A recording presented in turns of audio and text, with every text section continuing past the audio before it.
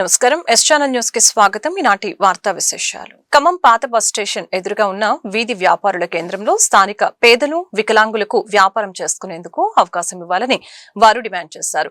నగర మున్సిపాలిటీ కార్యాలయంలో షాపుల కేటాయింపునకు సంబంధించి లక్కీ డ్రా కోసం బాధితులకి సమాచారం అందజేశారు.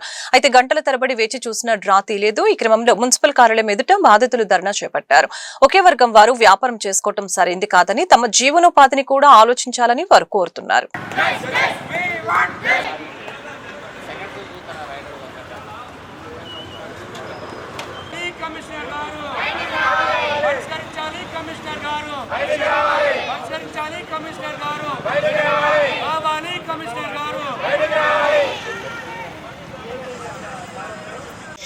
మన మంత్రి గారు ఒకటే మాట చెప్పారు, మాకు అన్ని కుటుంబాల వల్ల అందరికీ సమన్వయం, అందరూ బతకాల, దివ్యాంగులు బతకాలా, ఎస్టీ బతకాల, ఎస్టీ బతకాల, అందరూ బతకాల. కానీ వాళ్ళే బతకాలని కాదు, అది మొత్తం కాపర్ వాళ్ళది కాదు, వాళ్ళ సొంత ఆస్తి కాదు, అది ప్రభుత్వ ఆస్తి, అందరూ బతికి హక్కు ఉందనే ఉద్దేశంగా తెలియజేశారు.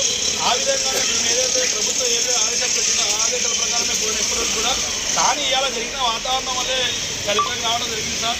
మాకు కూడా ఎటువంటి గొడవలు కానీ ఇలా కాదు. ఇవాళ వాళ్ళు ధర్నకు వచ్చి బయట కూర్చోనే కానీ మన అధికారులు వచ్చి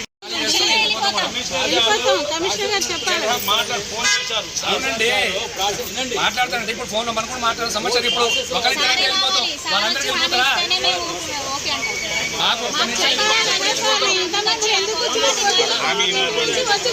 ఒక్క 2 నిమిషాలు రాండి, మాకు చిన్న హామీ చెప్తే వెళ్ళిపోతాం. ఇప్పుడు అడిగిపోతారు కానీ అన్నిటం కాదు, మళ్ళీ రాయేస్తా అంటే సరే మళ్ళీ పోయినాం, మళ్ళీ రావట్లేదు వాళ్ళు. గత కొన్ని రోజులుగా వీధి మార్కెట్లో షాపులు కేటాయిస్తానని మున్సిపాలిటీ వాళ్ళు చెప్పడం జరిగింది. ఇక్కడ ఉన్న దాదాపుగా 44 డివిజన్ల ప్రజలందరూ వాళ్ళకి 10,000 రూపాయల చొప్పున కట్టడం జరిగింది. మొన్న డ్రా తీయడం జరిగింది. కొంతమంది టోకెన్లు కూడా ఇచ్చారు కానీ షాపులు చూపించట్లేదు. మళ్ళీ అది క్యాన్సిల్ అని చెప్పి మళ్ళీ నిన్న పేపర్ స్టేట్మెంట్ ఇవ్వడం కూడా జరిగింది. ఈరోజు మీకు డ్రా తీస్తున్నాము, అందరు దీంట్లో పాల్గొనాలా, వ్యాపారం చేసే వాళ్ళు కానీ డబ్బులు కట్టిన వాళ్ళు ప్రతి ఒక్కరు పాల్గొనాలని వాళ్ళు చెప్పడంతో ఈరోజు ఉదయం 9 గంటల నుంచి ఇప్పుడు దాకా ఆడవాళ్ళు చిన్నపిల్లలు తీసుకుని వచ్చినా కూడా పట్టించుకొని అధికారులు పిలవటం ఎందుకు, డబ్బులు కట్టించుకోవటం ఎందుకు? ఏదైనా మాకు న్యాయం చేయాల్సిందిగే మేము ఈ కమిషనర్ గారి మేము కోరుకుంటున్నాము. మాకు దాదాపుగా 56 షాపులు ఇవ్వడం జరిగింది, టోకెన్లు ఇవ్వడం జరిగింది. మా షాపులు మాకు కేటాయించాలని మేము ఇక్కడున్న మంత్రి వరులకు కానీ లేకపోతే మున్సిపల్ కమిషనర్ కానీ అసిస్టెంట్ కమిషనర్ కానీ మేము కోరుకుంటున్నాము. స్థానిక పాత బస్ స్టాండు వీధి మార్కెట్ నందు కేవలం ముస్లిం మైనారిటీలు మాత్రమే ఆడ గత 5 సంవత్సరాల కాలం నుంచి బతకడం జరుగుతుంది. ఈ విషయంకై మన మంత్రివర్యులు గారి తుమ్మల గారి దగ్గర కూడా మేము దివ్యాంగులం పోయి, సార్ మరి దివ్యాంగులు ఎటువంటి అవకాశం కల్పించలేదు, వాళ్ళు ఎవరి మీద ఆధారపడి బతకాలనే ఉద్దేశంతో మేము మంత్రి గారిని కలవగా మంత్రి గారు వాళ్ళకు కూడా అవకాశం కల్పించాలి, అన్ని వర్గాలు అక్కడ బతకాలనే ఉద్దేశంతో చెప్పడం జరిగింది. అందులో భాగంగా కమిషనర్ గారు దగ్గర వచ్చి మేము కలవగానే కమిషనర్ గారు వారు దివ్యాంగులకు 5,000 మరియు మిగతా కుటుంబీలకు 10,000 రూపాయల చొప్పున కట్టించుకోవడం జరిగింది. ఇది అందులో భాగంగా మొన్న లాటరీ తీయడం జరిగింది. ఆ లాటరీలో భాగంగా మేము షాపుల కోసమని లోపలికి వెళ్తుంటే ముస్లిం వారు ముక్కుముడిగా అందరూ ఒక మాటమే ఉండి, వాళ్ళు ఎవరు లోపలికి వచ్చినా సరే వాళ్ళని లోపల నుంచి పంపించమని, వాళ్ళు దివ్యాంగులైనా సరే మరి ఇంకెవరైనా సరే వాళ్ళు లోపల వచ్చిన ఇలా వాళ్ళ మీద మేము దాడి చేస్తామని భయభ్రాంతులు చేసి వాళ్ళు లోపలికి రాని పరిస్థితి ఉంది.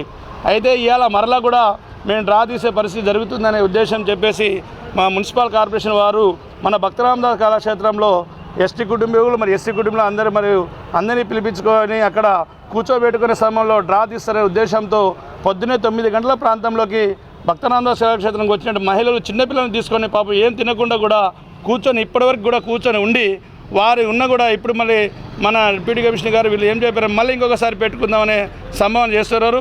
కానీ వారి మాటలకు భయపడుతుందా మన గవర్నమెంట్, వాళ్ళ మాటల కోసం ఇబ్బంది పడుతున్నారనే ఉద్దేశంతో ఇవాళ మేము ఏమనుకుంటున్నామంటే ఇవాళ వాళ్ళకు ఎలా విధంగా బతుకుతారో దివ్యాంగుల అవకాశం కల్పించాలా, ఎస్సీ కల్పించాలా, బీసీ కల్పించాలా అందరికీ ఖమ్మం జిల్లా నేలకొండపల్లి మండలం ముజ్జుగూడెంలో కాంగ్రెస్ సర్పంచ్ అభ్యర్థి ఇంటిపై దాడికి పాల్పడ్డారని బీఎస్ఆర్ నాయకులపై కేసు పెట్టడాన్ని ఖండించారు బీఆర్ఎస్ పార్టీ ఖమ్మం జిల్లా అధ్యక్షులు తాతా మధు. ముజ్జుగూడెంలో ఏర్పాటు చేసిన మీడియా సమావేశంలో ఆయన మాట్లాడుతూ గ్రామ పంచాయతీ ఎన్నికలు స్థానిక సమస్యల్ని పరిష్కరించుకోవడానికి జరుగుతాయని, ఎమ్మెల్యేలు పోలీసులు స్థానిక ఎన్నికల్లో ఎప్పుడు జోక్యం చేసుకోలేదని అన్నారు. జిల్లాలో 3 మంత్రులు వారి గొప్పల కోసం పోటీ పడుతున్నారని ఆయన విమర్శించారు.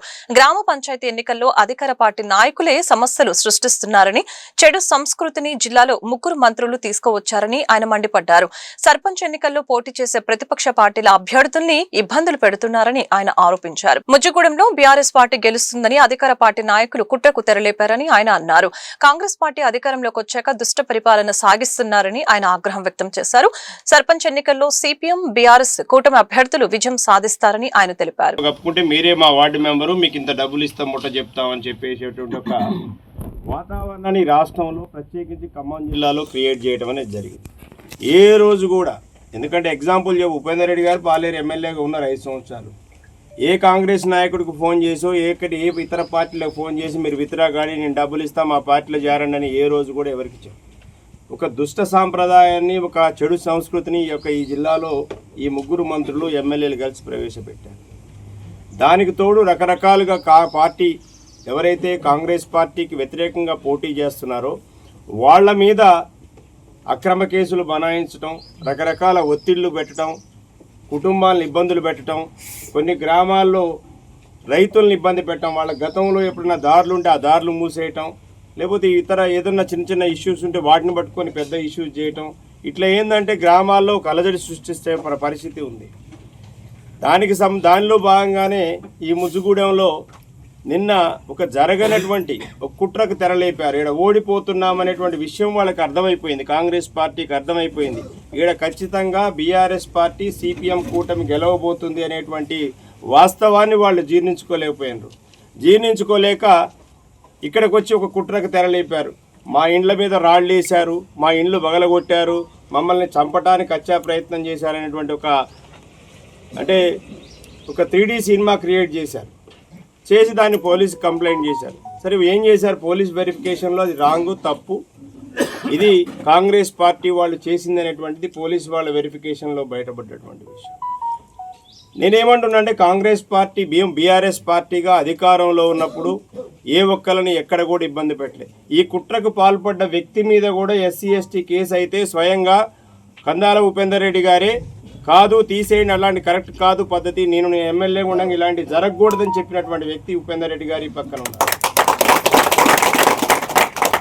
ఇంకో పక్కనేమో ఎట్టి పరిస్థితులలో వార్డులు సర్పంచులు ఇనానిమస్ గెలిపించుకోవాలి, ఎంతటి కుట్రలకైనా తెరదివ్వాలని ఈరోజు బీఆర్ఎస్ పార్టీకి వ్యతిరేకంగా కాంగ్రెస్ పార్టీ ప్రయత్నం చేస్తారు.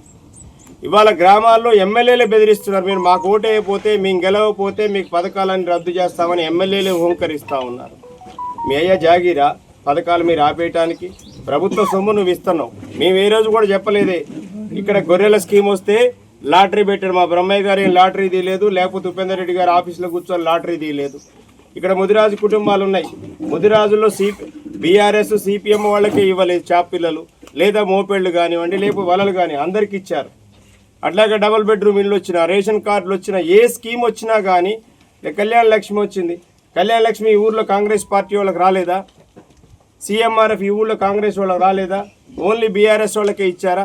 లేదు పాలేరులో ఇంకా వేరే పార్టీకి ఇవ్వలేదా? ఎక్కడైనా ప్రజాస్వామ్యయుతంగా ఒక లాటరీ పద్ధతిలో బీఆర్ఎస్ పార్టీ నాయకుల సంబంధం లేకుండా ప్రభుత్వం అందరికీ అన్ని పార్టీలకు ఇచ్చింది. కేసీఆర్ గారు ఒక గొప్ప మనసుతోని ఇవాళ తెలంగాణను తెచ్చుకున్నప్పుడు నేలకొండపల్లి మండలంలో వివిధ గ్రామాల నుంచి వచ్చిన నా టీఆర్ఎస్ కుటుంబ సభ్యులకు, ముజ్జగూడెం నుంచి వచ్చిన నా కార్యకర్తలకు, నా కుటుంబ సభ్యులకు అందరూ కూడా హృదయపూర్వక నమస్కారాలు. సరే, మీరందరూ కూడా నిన్న ఇంతకుముందు జరుగుతున్న విషయాలు కూడా చూస్తున్నారు. మేము యాక్చువల్గా అంతకుముందే అనుకున్నాం, బహుశా యాక్చువల్గా మేము ఒక 2-3 రోజుల ముందే ఇట్లా వీళ్ళు చేయబోతున్నారు అనేది మాకు తెలుసు. ముందే అసలు ప్రెస్ మీట్ పెట్టుంటే ఇంకా మంచిగా ఉండేదేమో. ఇప్పుడు నెక్స్ట్ సైద్ రెడ్డి మీద కూడా చేయాలనే ఆలోచన ఉన్నది వీళ్ళకు. ఇట్లనే సేమ్ నిన్న ఇక్కడ ఎట్లా జరిగిందో అట్లా చేసి కొనాయిగూడను కూడా అట్లనే చేసి సైద్ రెడ్డిని కూడా లోపలేయాలనేది ఆలోచన ఉన్నది. ముఖ్యంగా మీరు అందరూ కూడా ఆలోచించాల్సింది ఒకటే. ఫస్ట్ మన పాలేరు నియోజకవర్గంలో ప్రజలు బెదిరింపులనో లేకుంటే ఈ దౌర్జన్యాలను 1% కూడా సహించరు. ఖచ్చితంగా అధికారంలో ఉన్న వాళ్ళు కానీ ఎవరైనా కానీ మనం ఏం చేసినాం ఏం చేస్తాం అని ప్రేమపూర్వకంగా అడిగితే ఓట్లు వేస్తారు, కానీ నేను కొడతా ఉంటే తిడుతూ ఉంటే ఓట్లు వేస్తారా? మరి వాళ్ళు చేసే ఎక్కడి నుంచి అసలు మన వాళ్ళు కాదు, మనకు సంబంధం లేని వాళ్ళు వచ్చి మన మీద దౌర్జన్యం చేస్తే సహిద్దామా? మంచుకున్నట్టుందిగా మీ అందరికీ ఎవరు మాట్లాడుతున్నారు కదా, సహిద్దామా? మరి ఏం చేయాలి? నేనేమంటున్నాం, ఖచ్చితంగా అందరికి కూడా అర్థం కావాల్సింది, పొంగులేటి శ్రీనివాసరెడ్డి కూడా అర్థం కావాలి. ఆయనకు ఎందుకు అర్థం కావట్లేదో నాకు తెలియదు. జనము ప్రేమపూర్వకంగా మనం మంచి చేస్తామని మంచితనంలో ఓట్లు అడగాలి, కానీ ఇట్లా ఎవడి మాటలో ఈయన దౌర్జన్యాలు చేసి వీని కొడతాం తిడతామంటే ఓట్లు వేయరు. రేపు వచ్చే ఎలక్షన్లో మనము ఖచ్చితంగా ఇంట్లో కూర్చుంటే గెలుస్తాం. ప్రజలు ఇప్పుడు కూడా ముఖ్యంగా మన పాలేరు ప్రజలు ప్రేమపూర్వకంగా చెప్తే ఏమైనా చేస్తారు, మంచితనానికి ప్రాణం ఇస్తారు. కానీ ఇట్లాంటి దౌర్జన్యాలు ఎక్కడి నుంచి వచ్చి మన దగ్గర చేస్తామంటే నడవదు. ఊకుందామా? మరి మనం ఏం చేద్దాం? మరి ఎలక్షన్లో చూపిస్తారా? ఖచ్చితంగా ఒక్క ఓటు కూడా మిస్ కాకుండా అందరూ తిరగాలి, ఖచ్చితంగా చేయాలి. ఇట్లాంటి దౌర్జన్యాలు చేస్తే ఒక్క నిమిషం కూడా సహించాం. ముఖ్యంగా మా పాలేరు నియోజకవర్గ ప్రజలందరికీ మరొకసారి విజ్ఞప్తి చేస్తున్నా, అన్ని చోట్ల చేస్తున్నారు ఇట్లాంటిది మా జనం 1% కూడా యాక్సెప్ట్ చేయరు. మనం కూడా చేయగలుగుతాం, కానీ నా ఉద్దేశం అది కాదు, మనం చేయాలనేది మన ఉద్దేశం కాదు. ఖచ్చితంగా ఏమవుతుంది, జనరల్గా ఏ చిన్నది జరిగినా బాధపడేది సామాన్యులు. వాళ్ళు రోజు పాపం కూలి చేసుకుంటే కానీ గడవదు. అట్లాంటి వాళ్ళని ఇబ్బంది పెట్టడం, మన మనస్వార్థం కోసం మన రాజకీయాల కోసం అట్లాంటి వాళ్ళని ఇబ్బంది పెట్టడం కరెక్ట్ కాదు. అంతేనా? జనం మనం జనరల్గా 70% 80% ఊళ్ళల్లో ఏదో పని చేసుకుంటేనే వాళ్ళకి గడుస్తుంది. అట్లాంటి ప్లేస్లలో ఇప్పుడు కేసు పెడతారు, 1 సంవత్సరమో 2 సంవత్సరాలు, మళ్ళీ ఇటు 10 మంది అటు 10 మంది తిరుగుతూనే ఉండాలి. అవన్నీ అవసరమా మనకు? అవన్నీ వెనకటి రోజులలో అయిపోయింది.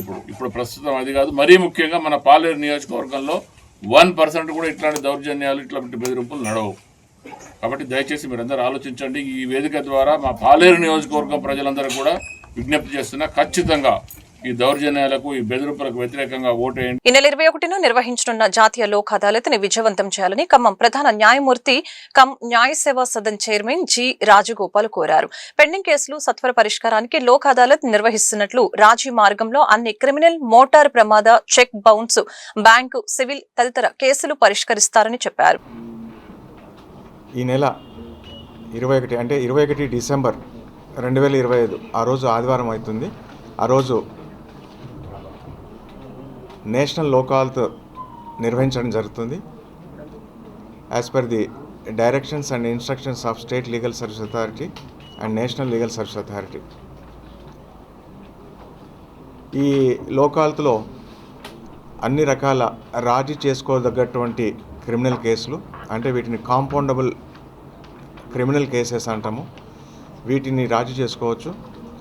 అంతేకాకుండా చెక్ బౌన్సింగ్ కేసులు కూడా రాజీ చేసుకునేటువంటి అవకాశం ఉంది. చాలా మటుకు ఈ వ్యాపార వ్యవహారాల్లో చెక్కులు ఇస్తూ ఉన్నారు. అవి డిజానర్ అయినప్పుడు, చెక్ హానర్ కానప్పుడు మరి ఆ చెక్ బౌన్సింగ్ కేసులు అనేటువంటివి కోర్టులో ఫైలింగ్ చేయడం జరుగుతుంది. చాలా చెక్ బౌన్సింగ్ కేసులు ఖమ్మం జిల్లా పెండింగ్లో ఉన్నాయి. గత నెల నవంబర్లో జరిగినటువంటి లోక్ అదాలత్ కేసులో పెద్ద ఎత్తున చెక్ బౌన్సింగ్ కేసులు అనేటువంటివి సెటిల్మెంట్ చేయడం జరిగింది. అదేవిధంగా ఫైనాన్షియల్ ఇన్స్టిట్యూషన్స్ కానీ అందులో ఉన్నటువంటి ముద్దాయిలకు కానీ పిలుపునిచ్చేది ఏంటంటే, మీకు ఈ లోక్ అదాలత్లో కేసులు సెటిల్ చేసుకున్నట్లయితే అక్కడ మీరు ఇరు పక్షాలు కూర్చొని నెగోషియేట్ చేసుకొని చెక్కు అమౌంట్ కంటే తక్కువకే సెటిల్ చేసుకునేటువంటి ఒక మంచి అవకాశం లభిస్తుంది. ఒకవేళ ఈ అవకాశాన్ని జారవిడ్చుకున్నట్లయితే రెగ్యులర్ కోర్టులో జరిగినట్టయితే అక్కడ మీరు ఎటువంటి నెగోషియేట్ చేసేటువంటి అవకాశం ఉండదు. అక్కడ ఉన్నటువంటి జడ్జి గారు సాక్ష్యాలను పరిశీలించి మరి ఆ కేసులో తీర్పు చేయడం జరుగుతుంది. సో అందుకని ఇది ఒక మంచి అవకాశం మనకు కలిగిస్తున్నారు లోక్ అదాలత్ ద్వారా.